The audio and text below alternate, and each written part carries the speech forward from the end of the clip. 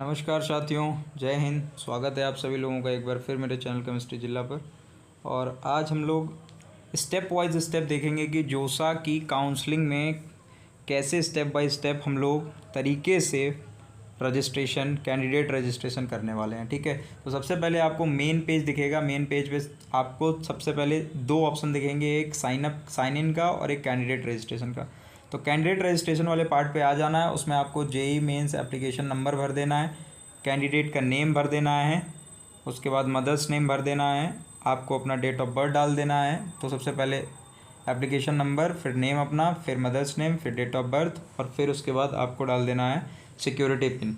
Security pin put करते समय ध्यान देंगे कि वो सिक्योरिटी पिन मिसमैच ना हो, नहीं तो फिर दिक्कत आती है, दोबारा आपको करना पड़ेगा। इसके बाद हम लोग क्या करेंगे, इसके बाद हम लोग जाएंगे सीधा और सबमिट कर देंगे। जैसे ही सबमिट करेंगे आप, तो आपको एक ओटीपी मिलेगा। उस ओटीपी को आपको यहाँ पर फिल कर देना है। उस ओटीपी को आपको यहाँ पर फिल कर देना है।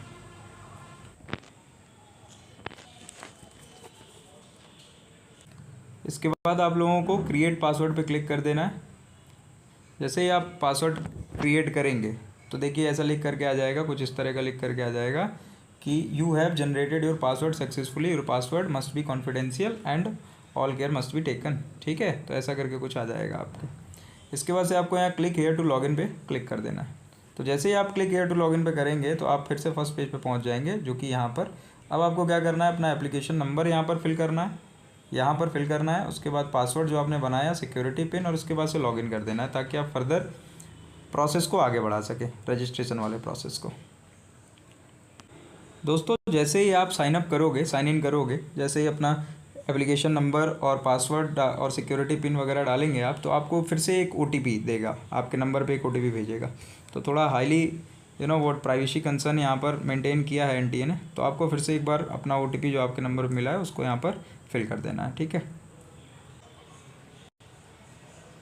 जैसे ही आप अपना ओटीपी दबाएंगे तो सबमिट बटन पे क्लिक करेंगे तो वो एंट्री आप कर लेंगे मेन पेज में। और जैसे ही आप मेन पेज में एंट्री करते हैं तो फिर आपको ये कुछ इंपॉर्टेंट इंस्ट्रक्शन वगैरह लिख करके दे रहा है, इन सबको आपको पढ़ लेना है, नहीं भी पढ़ोगे तो भी चलेगा।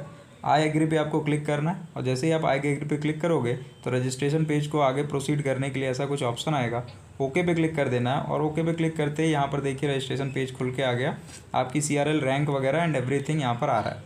फिर यहाँ जेंडर, नेशनैलिटी, और उसके बाद से passing place of class 12th equivalent. तो भाई इंडिया से किया है तो विद इन इंडिया कर दो, और स्टेट जो है, जो वाट एवर आपका स्टेट हो, तो बेसिकली ये जो कैंडिडेट है इसका स्टेट उत्तर प्रदेश है, तो उत्तर प्रदेश पे क्लिक कर दिया।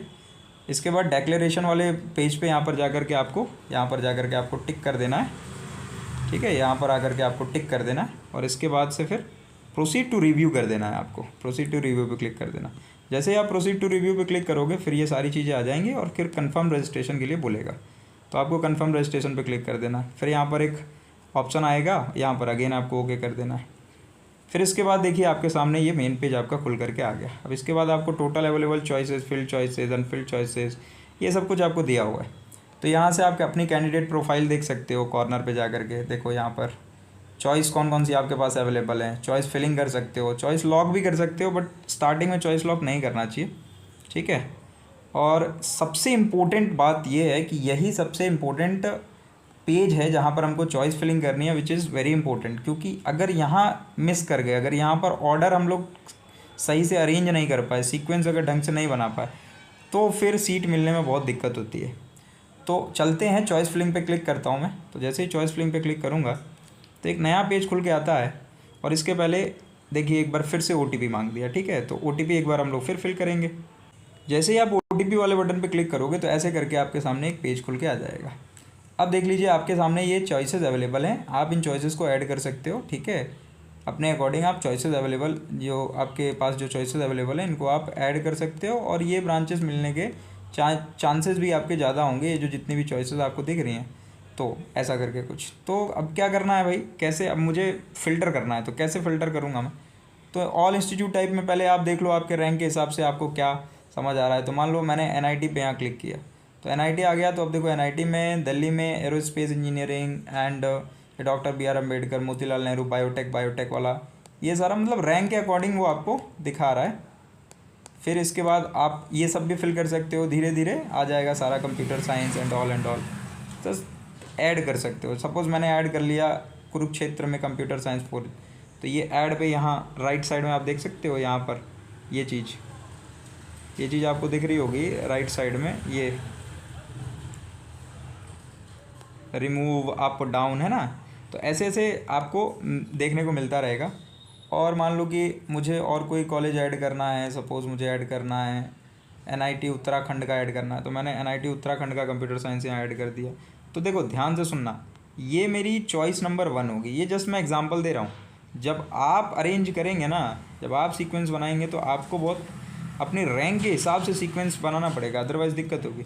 और अगर उसमें आपको कोई दिक्कत आती है तो डेफिनेटली डिस्क्रिप्शन बॉक्स में मेरा नंबर, कॉन्टैक्ट नंबर वगैरह दिया हुआ है, जहाँ पर मैं बहुत नॉमिनल चार्ज लेता हूँ और उस नॉमिनल चार्ज के बेसिस पर मैं आपको आपकी चॉइस फिलिंग में हेल्प करता हूँ, ठीक है। तो मतलब लास्ट ईयर मैंने कम से कम 100+ स्टूडेंट्स का चॉइस फिलिंग करवाया और उनको उनके अकॉर्डिंग जो है उनका बेस्ट कॉलेज मिला। तो आप लोग अगर इंटरेस्टेड हो तो ज़रूर मुझे बताइएगा। खैर, तो इतना हो गया। इसके बाद से सर सपोज कर लीजिए कि मुझे प्रोग्राम्स ऐड करना है, तो भाई प्रोग्राम्स में अब